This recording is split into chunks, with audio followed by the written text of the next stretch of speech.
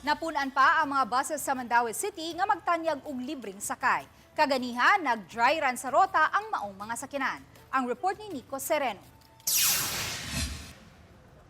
Gipangunayan sa mga opisyales sa Mandaue City ang pagsakay sa bag-ong mga electric buses nga gilusad nila.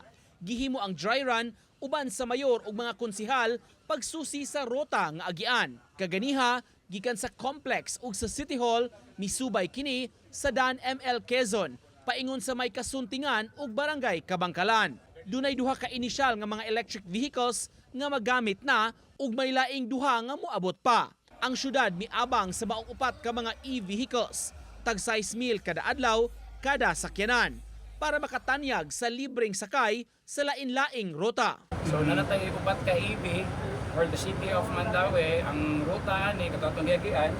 Ang usa gadi sa center, ang usa butangan na sa Paknaan, then ang usa dito sa Kanduman. Kay mo ni siya yung mga areas na basing sa study sa atong team sa traffic enforcement nato na mo daghan jud kayo na manakay. Ang upat ka mga e-vehicles pangdugang sa duha ka existing libreng sakay vehicles nga una nang nalusad sa Mandaue kaniadto pa ug nagbiyahe pa karon.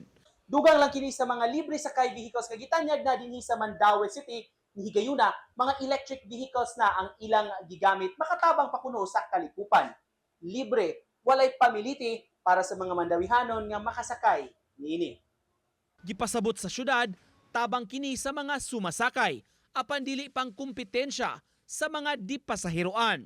Yeah, so lain-lain siya ruta nato dili sa kay nato daghanon sa gayo kaya ang atong transport sector wala tan compete sa atong transport sector no ato lagi daghan tong option ba labi ng mga estudyante. Nico Sereno, Balitang Bisdak.